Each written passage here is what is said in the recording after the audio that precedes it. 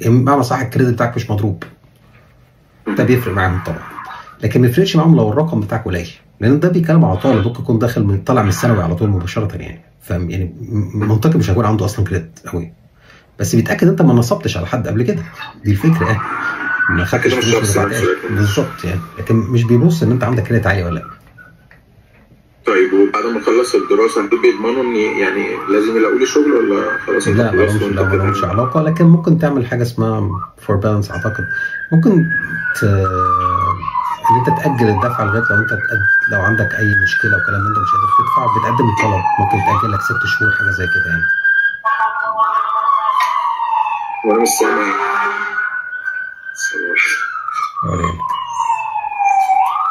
طيب حضرتك سامعني كويس صح؟ انا سامعك كويس.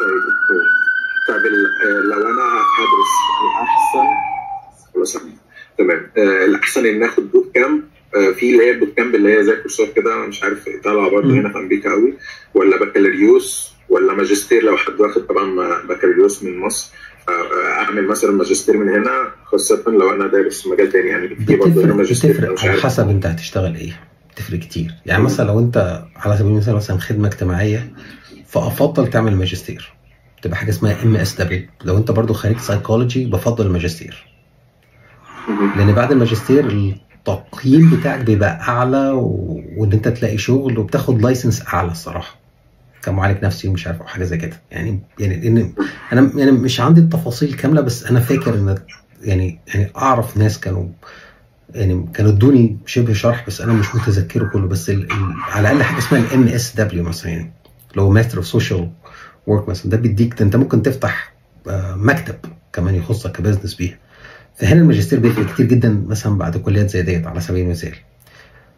في كليات تانية البكالوريوس كفايه، يعني مثلا وانت مهندس انا مش بميل قوي للماجستير الا غير لو انت شغال، فساعتها الماجستير هيعمل معاك فرق اكبر يعني. لو تقدر تلاقي شغل في الاول، لو ما لقيتش بقى شغل خالص بقى فممكن الماجستير يبقى احسن شويه جايز يعني، عشان ما تضيعش وقت. بس المشكله هتدرسه ازاي؟ لو بمنحه يبقى زي الفل، ما عنديش اي مشكله، لكن لو على حسابك انا من رايي انت تدور على شغل اهم الاول. يعني لو حد مثلا واخد بكالوريوس تجاره مثلا من مصر خلاص وجه هنا مثلا، فهو عايز مثلا يخش مجال مثلا كمبيوتر ساينس، ففي بقى اللي هي البوت كامب دي بتبقى مختصره، وفي ان هو يخش كليه من الاول وجديد ويبدا بقى يخش كمبيوتر ساينس كوميونتي كله زي ما حضرتك قلت، فهل الافضل ان هو يخش كده ولا يخش كده ولا؟ هو برضو انا البوت كامب انا عارف انها بعض الكورسات بتاخدها، لكن ما اعرفش انها بتدي، انا عمري ما سمعت انها بتدي بكالوريوس مثلا يعني، او بتدي لا هو مش القصد كبكالوريوس قد ما هو يعني شغل، فهو يعني بيبقى في ناس برضو كتير قوي بس بالنسبه لي ممكن تديك خبره، لكن مش هتديك تايتل بمعنى صح. فانا بميل قوي الواحد يعني ما يختصرش الطرق قوي يعني، ممكن تبقى حاجه كويسه برضو لو انت شغال في المكان في مكان معين، ودي ممكن تفيدك مثلا، هتديك معلومات اكتر، هتديك حاجه اعلى، هتلاقيك. لكن انا شايف دايما يعني لو انت الميزه معاك البكالوريوس ده مش هيروح في اي حته. البوت كامب يعني ما اعرفش ده هحطه في الريزوميه بمعنى ايه، لكن انا شايف لما بتحط مثلا معايا بكالوريوس كذا، لان احيانا ما تنساش ان في بعض الاشغال هو بيطلب صراحه ان انت لازم يكون معاك بكالوريوس. يعني عمري ما شفت حد بيقول ان انت ممكن تقدم بوت كامب، لكن طبيعي ان انا بقول لك لو انت معاك، يعني مثلا لو انا عايز مهندس مش هاخد واحد معاه بوت كامب هندسه، ما اعرفش ايه بوت كامب هندسه ده اصلا، لو في حاجه اسمها كده اصلا يعني. لكن انا هاخد واحد معاه بكالوريوس هندسه مكتوبه صراحه انا عايز انجينيرنج ديجري في كذا او كذا او كذا يعني. فيعني انا شايفها ممكن تكون حاجه كويسه لو انت بتنمي مهاراتك في مجال معين انت شغال فيه، لكن عشان تخش المجال ذات نفسه فافضل ان انت يعني لو واحد عايز يقيمها صح، الاسهل خش على لينكدين، خش على اي مكان بتاع توظيف وشوف شكل الجوب ديسكريبشنز ايه اللي مطلوب فيها بالظبط يعني، وساعتها ده هيبين لك ايه اللي محتاج تاخده يعني. طيب بالنسبه للمعادله، لو حد جاي من مصر ومعاه شهاده وعايز يعدلها هتاخد وقت قد ايه تقريبا يعني؟ وهي عباره عن ايه وبتتعمل ازاي ويحسبوا ايه عشان يعني كل حاجه بخصوص المعادله؟ ما هو شهاده ايه بالظبط تفرق. يعني انت لو بتتكلم في طب مثلا، اصل لو بتتكلم في طب او صيدله الموضوع صعب صراحه عليه بحيث ان برضه الناس تبقى عارفه. يعني لو انت بتتكلم مثلا على صيدله مثلا الموضوع مش سهل يعني، انت تقريبا مش عارف بيجي وبعد كده بيعمل حاجه اسمها FPGA عشان يعادل شهادته الاول، وبعد كده بياخد سنه تقريبا ريزيدنسي لازم يشتغل بعدد ساعات معينه حسب كل ولايه، وبعد كده بيمتحن امتحان اسمه نابلكس، وبعد كده امتحان الله بتاع القانون حسب الولايه. فده ممكن ياخد وقت، وده يعتبر القصير يعني بتاع الطب البيطري مش عارف بيجي تاخد امتحان وبعد كده لازم بياخد فتره، تاخد امتحان اولي تقريبا او مش عارف يعادل شهادته حاجه زي كده، وبعد كده لازم مش عارف ياخد امتحان موسع على كل الحيوانات حاجه شبه كده. برضه بياخد يمكن سنه ونص حاجه شبه كده عشان يقدر يخلصوا في الرينج دوت. التمريض تقريبا كان معانا حد يعني، كان معانا دكتوره فاضله كانت بتشرحه، كانت بتقول انها تقريبا اخذت تقريبا في رينج يمكن تحت السنه بشويه حاجه زي كده، وكانت خلصته وابتدت تشتغل على طول. كذا امتحان بتاخده كده ورا بعض حاجه شبه كده تقريبا يعني ده مشروع اعتقد في الجروب عندي بتفصيل اكتر. المحاماه كان لسه معانا محامي كان بيشرحه برضه في الجروب حاليا دلوقتي، يعني كان بيقول برضه ان انت بتحتاج تدرس بكالوريوس وبعد كده ان انت بتدرس ال3 سنين دول بتوع القانون، ولو انت معاك اوريدي بكالوريوس من مصر بعض الولايات بتبقى انت تعمل حاجه اسمها ماجستير في القانون اللي هو الام اس، لو عارف انا ما كنتش مخطئ فيها. الطب الموضوع فيه صعب الصراحه، الطب بياخد وقت طويل هنا هو يعني ممكن ياخد من 3-4 سنين 5 سنين ممكن عشان تقدر تعمل المعادله. في حاجات تانية مش محتاجه معادله من الاساس بقى، يعني زي الهندسه مثلا لو انت عاوز تعمل FE ممكن تكون حاجه كويسه بس ده امتحان يعني بتخش في ساعتها وخلاص، ومش شرط يعني مش اجبار يعني، مش لو ما عملتوش مش هتخش مجال تشتغل، ممكن تشتغل فيه من غيره على حسب يعني شركه طالباه ولا لا يعني. ممكن شركه تقبلك وتقول لك خلال 6 شهور خلصهولي يعني، وممكن شركات تانية مش عايزاها من الاساس على حسب تخصصك يعني. لو انت محاسب مثلا فتقريبا البكالوريوس بتاعك بتعادل اوتوماتيك، بس الافضل انت لازم تدرس حاجه زي CPA مثلا عشان تقدر انت تعمل، وده حتى الطالب الامريكي لازم يعمله برضه عشان تبقى مؤهل، هو Certified Public Accountant مثلا. فتفرق كتير قوي الصراحه التخصص اللي معاك يعني. لو انت مثلا حد سياحه وفنادق فدي مش محتاجه معادله ومش محتاجه اي حاجه، ممكن تشتغل بيها مشروع لو انت عاوز مثلا. في حاجات زي دي كده كتير يعني. زراعه مثلا ممكن تشتغل بيها مباشره برضه لو انت عاوز، مش محتاج معادله. تمام كده تقريبا لمينا معظم الحاجات. طيب ازاي اقدم على التامين الصحي، وهل التامين الصحي مفيد ولا بلاش اعمله في البدايه؟ لا طبعا مهم جدا انت تعمله، مهم جدا الصراحه. ولو انت من ذوي الدخل منخفض فالطبيعي يعني انت ممكن تفكر في حاجه زي اوباما كير. ممكن بعض الولايات تقول لك لا لازم تكون بتشتغل الاول، فممكن تفكر في الشغل وبعد كده تشوف التامين اللي انت تعمله. في ولايات بتقدم فيها عن طريق الماركت بليس، وفي ولايات لازم يكون لايسنس ايجنت هو اللي بيساعدك ان انت تعمله. واعتقد في الجروب عندي في حد يعني راجل متخصص في الموضوع دوت كان بيجاوب على الاسئله دي احسن مني شويه. او في ناس ممكن تروح على الماركت بليس او مباشره على طول حسب الولايه وتجيب برضه التامين اللي انت ممكن تاخده. بصفه عامه يعني اللي انت ممكن تاخده ميديكيد مش ميديكير، ده الذوي الدخل مثلا الاطفال يعني. الميديكير ده لازم بتاخده تقريبا بعد سن معين، بعد ما توصل شاف 65 سنه، وبعد كده مش عارف فيه بقى بارت A وبارت B او مش عارف سكشن A وسكشن B وسكشن C ولا خلافه. بس يعني دوت متعلق اكتر بفكره يعني كبار السن او الناس اللي تعرضت مثلا لحوادث وكلام من ده وبتاع وكانوا شغالين في امريكا لفتره ولا خلافه يعني. اللي بيشمل بقى اغلب الناس اللي جايه اللي هو الميديكيد، وده بيختلف اسمه من كل ولايه للتانيه يعني. اعتقد في كاليفورنيا اسمه كاليكير على ما اعتقد يعني، ولايات تانيه ليها اسامي تانيه ليه يعني. تينيسي مش عارف اسمه تقريبا تاني كير لو انا فاكر صح يعني. ده ممكن ياخد الاطفال، ممكن ياخد حسب شروط الولايه تاني، رغم ان هو برامج فيدراليه بس انا الولايه ليها دخل كبير قوي فيه يعني عكس الميديكير. ميديكيد الولايات بتتحكم فيه بشكل كبير قوي. في ولايات ممكن تدي للاطفال اللي جايه حتى لو كان معاهم جرين مباشره طالما الدخل ضعيف. ممكن تدي لبعض الكبار على حسب حالتهم الصحيه، ممكن تدي للحوامل. فيعني في ناس بتلعب بقى ما بين الميديكير دوت حسب اسمه داخل ولايه، ولو ما نفعتش ميديكير ممكن تخش على اوباما كير. فعاده لو انت دخلك ضعيف فالميديكير ممكن يكون اول وسيله بالنسبه لك او اسهل وسيله يعني، بالاخص للاطفال والحوامل يعني. لو انت اترفضت فيه ممكن تفكر في اوباما كير. اوباما كير غالبا لو اترفضت فيه فغالبا هيبقى انت فوق 400% من حد الفقر، فانت اكيد من الناس اللي معاها فلوس كتير يعني نسبيا يعني، مش كتير يعني بس على الاقل معاك فلوس يعني. فساعتها تفوت في الطور بقى تامين خاص او تامين تبع الشغل بتاعك يعني. الميديكير برضه احيانا، انا اسف برضه الميديكير احيانا انا اسف الميديكير برضه احيانا في بعض الولايات متشدده فيه جدا للكبار، ممكن تقول لك روح اشتغل قبل ما اديهولك اصلا ده برضه، او ممكن يديهولك بشكل مثلا 90 يوم في الاول بس لغايه لما تشتغل مثلا. فبرضه كل ولايه ليها يعني نظامها في الموضوع دوت. الاسهل بس الاطفال والحوامل، لكن الكبار لو تقدر تشتغل ممكن تكون ولايات تجبرك على الشغل الاول برضه، ده وارد يعني.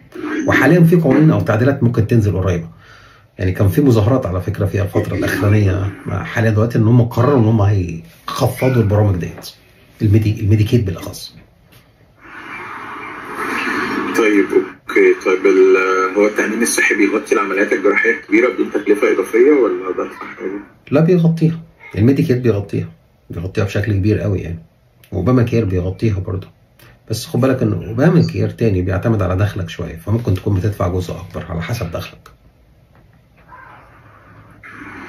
طيب لو انا دلوقتي دخلت مستشفى في حاله طوارئ، هل بقى بيسالوا لازم يبقى معاك تامين الاول ولا بيعالجك وكل حاجه، وبعد كده بيجي لك فاتوره بقى محترمه، فلو عندك تامين يدفعها تمام، لو ما عندكش فللاسف ممكن تبقى تقسطها معاهم او حاجه زي كده. عشان كده بميل للناس يا ريت انها لما تيجي تقدم لو كانت تعبانه، الا طبعا لو حاله خطيره فساعتها ما حدش هيراهن بصحه حد يعني، روح الامرجنسي كير ساعتها. لكن لو حاله تستدعي انت ينفع تستنى، روح الارجنت كير مش الامرجنسي كير، الارجنت كير ارخص بكتير. طيب رأي حضرتك في موضوع المساعدات، تنصح الناس تقدم عليه ولا لا؟ وهل بتضر فعلا يعني موضوع الجنسيه ولا؟ لغايه هذه اللحظه قانونا لو انت خدت المساعده المفروض ما تاثرش على الجنسيه، طالما واخدها بشكل شرعي، يعني ما نصبتش ما كذبتش في دخلك عشان خاطر تاخدها، المفروض انها ما بتاثرش تماما. ايه اللي هيحصل بعد كده؟ هل الموضوع ده ممكن يتعدل، ممكن يعمل مشاكل؟ الله اعلم. دي في علم الغيب دلوقتي، ان في قانون اغلبه بيتعدل دلوقتي. طيب ايه افضل طريقه لمهاجر جديد يلاقي بيها سكن بسعر مناسب، وازاي اقدر اخد سكن وانا ما عنديش اي كريدت هيستوري؟ في ناس بتجيب اير ام بي الاول لفتره بتسكن بيها، وانا شايف ان ده الحل الامثل في الاول لغايه لما اشتغل، على الاقل ان شاء الله اخده شهر 2 اشتغل اقف على رجلي تمام، وبعد ما تشتغل ساعتها هيبقى عندك على الاقل بي ستوبس، عندك دخل ممكن تقدمه لاي مكان تاني. فممكن من غير حتى لو ما عندكش كريدت هيستوري، بس لو عندك دخل ممكن يتقبل في بعض اماكن كتير قوي. يعني كريدت هيستوري مش هو الشرط الوحيد على فكره، الدخل ممكن يكون لو انت معاك عقد في شركه مثلا على سبيل المثال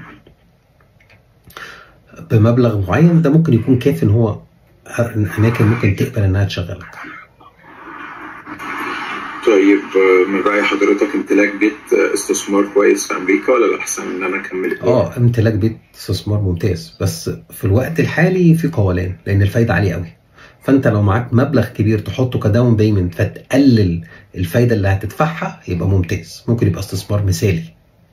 لكن لو هتحط مبلغ قليل قوي فبالتالي تاخد فايده محترمه، يعني مثلا لو انت حاطط مبلغ قليل وانت واخد لي بيت مثلا لنفرض ب 300,000 فتيجي تدفع ثمنه 400 ولا 500,000 بالفايده العاليه اللي حاليا دلوقتي، وانت كل اللي دفع فيه مثلا 10 ولا 15,000 في الاول، فانا شايفه حاليا بخساره، خصوصا لو الفايده دي نزلت بعد كده.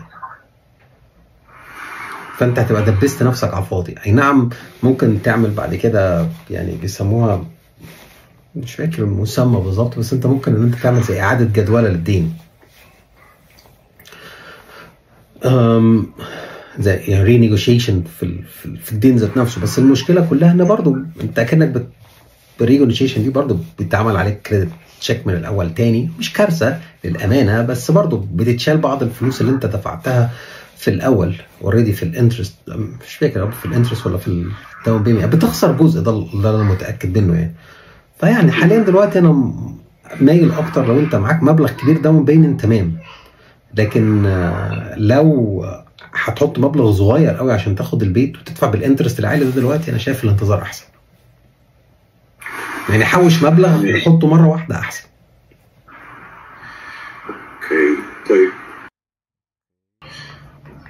طيب هل المهاجرين الجديد لو مهاجر جديد جاي يعني يقدر يشتري بيت بسهوله، ولا لازم يقعد لغايه ما يعمل الكريدت هيستوري او الكريدت سكور بتاعه كويس؟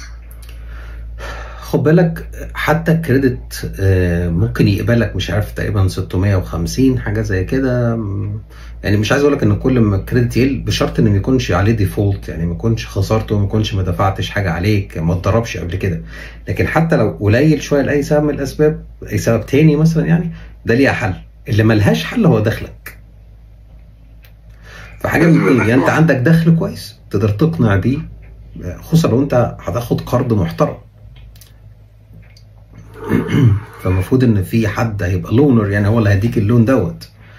تمام. فاللي هيديك الكمباني اللي هتديك اللون دوت لازم تكون واثقه فيك، عايز تشوف دخل محترم اللي تكون بتخش تدفع بيها المورجج اللي عليك، او تكون هتحط داون بيمنت كبير في الاول، ده ممكن يحميك.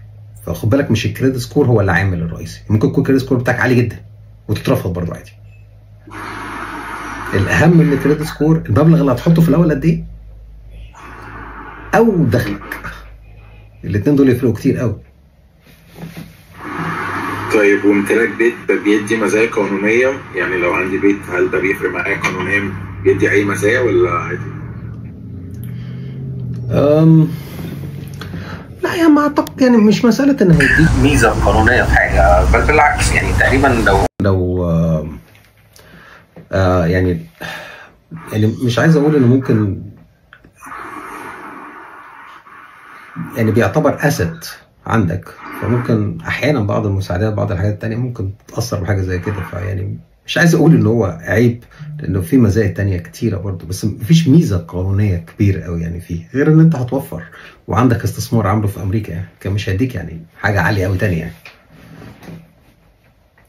طيب لو عايز اشتري بيت اشتريه ازاي او اعمل ايه الخطوات اللي انا محتاجها؟ الاول بتشوف ايجنت يفرجك على البيوت زي سمسار يعني. تمام. وتنقي البيت اللي انت عاوزه، بس طبعا المفروض قبل ما تنقي البيت الاول بتشوف يعني مكان يديك لون، ممكن يكون بقى البنك، ممكن يكون شركات خاصه. فالاول لازم تكون محدد عايز تدفع كام. هتدفع مثلا 5%، 10% من تمام، 20، 30%، ده مهم قوي يعني. فالاول تتفق مع الشركه اللي هتديك الكارد، ويشوفوا الليمت بتاعهم، هيديك الكارد ب 300 ب 400 ب 500 على حسب انت هتدفع كام وعاوز منهم كام. ده اهم، يعني ده اهم حاجه في الموضوع الاول. فبعد ما تتفق معاهم في التفاصيل ديت وتاخد الكارد يبقى في ايدك، يقول لك تمام موافقين ان احنا هنديك الكارد، يفضل بعد كده بتروح مع ايجنت تدور على البيت. لقيت البيت اللي انت عاوزه، المفروض ان انت بعد كده يعني مع الايجنت ده بتشوف لو في شركات ممكن تكشف عليه، خصوصا لو ما كانش البيت ده جديد لانج يعني. المفروض تكشف عليه تطمن انه ما فيش فيه مشاكل يعني خلاف وكلام من ده وبتاع. وبعد كده بقى الاجراءات بقى في حاجه اسمها مش عارف كلوزنج تقريبا للون والخلاف وبتاع. يعني اجراءات تعتبر بسيطه، اجراءات اداريه بسيطه يعني، عشان خاطر تاخد التايتل بتاع البيت يبقى بتاعك. طيب اوكي. بالنسبه بقى للكريدت سكور، ازاي اقدر اعمل كريدت سكور، او ازاي احافظ على الكريدت بتاعي يبقى عالي يعني بحيث انه ما يحصلش مشاكل؟ جزء من الكريدت برضو بيرجع للمده بتاعتك، يعني برضو خد بالك الرقم ممكن يكون خادع، ممكن يكون شكله عالي بس ما يكونش قوي، لان هم بيبصوا برضو على اللينث بتاع الهيستوري بتاعك عامل ازاي، بيبصوا على مرتبك عامل ازاي، خصوصا لما بتيجي زي لو هتشتري بيت او حاجه زي كده يعني. فما يكفيش الرقم في حد ذاته، ولازم بيبصوا على حاجات تانية معاه. ففي حاجات مش في ايدك قوي الصراحه، يعني زي المده بتاعتك، بالك قد ايه بتستخدمه مثلا، ده بيعتمد انك لو انت بالك 10 سنين في امريكا ده ممكن يكون اقوى حاجه تقريبا يعني، كل ما تزيد بعد كده. لكن الحاجات اللي في ايدك ممكن انها تحسن منه، مجرد انت تدفع كل حاجه عليك في ميعادها، ما تتاخرش مثلا، ده مهم جدا. ما تتحولش مثلا كولكشن ايجنت ولا حاجه. ان انت تستخدمه، يعني تدفع بيه وتسد، تدفع وتسد، تنميه، لان الريشيو برضو ما بين الكريدت بتاعك المبلغ اللي هو مديهولك قد ايه واللي انت بتسحبه منه قد ايه بيفرق. فمثلا نفرض ان انت وصلت ان البنوك تقدر تسلفك 20,000 30,000، دي حاجه كويسه جدا.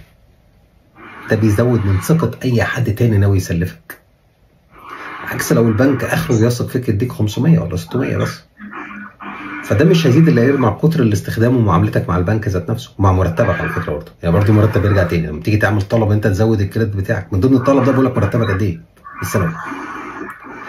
فاستخدامك ليه وان انت دخلك يزيد، ده ممكن يكون اهم حاجه ممكن تعملها في الاول، وهو بعد كده اوتوماتيك هيبتدي يزيد مع الوقت ويقوى مع الوقت. فلو رايي الشخصي فكر في دخلك، لان كله برضه هرجع لدخلك تاني. كل ما دخلك يزيد كل ما ده هيزود قوته اوتوماتيك بعد كده، او هيسهل لك ان انت تزوده بعد كده. طيب في يعني بالنسبه للكريدت كارد بيبقى في كريدت كارد وفي الشركات اللي هي بتبقى المحلات او الاماكن الكبيره والماركت دي، فبيبقوا هم عاملين برضه كروت. فهل الافضل ان انا افتح مع الشركات دي لا. ولا افتح مع البنوك افضل؟ بفضل البنوك اكتر ما بفضل الشركات ديت. يعني مش البنوك، هو يعني انا بحس البنوك احسن، لان البنوك على الاقل انت ممكن تقدم طلبات ان انت تزود الكريدت بتاعك. الشركات دي غالبا مش هتزود لك الكريدت بتاعك، يعني هديها لك بليمت التزويد فيها مش هيبقى كتير قوي يعني. بالاضافه بخاف من سرقه الكريدت ساعتها كمان، يعني كل برضو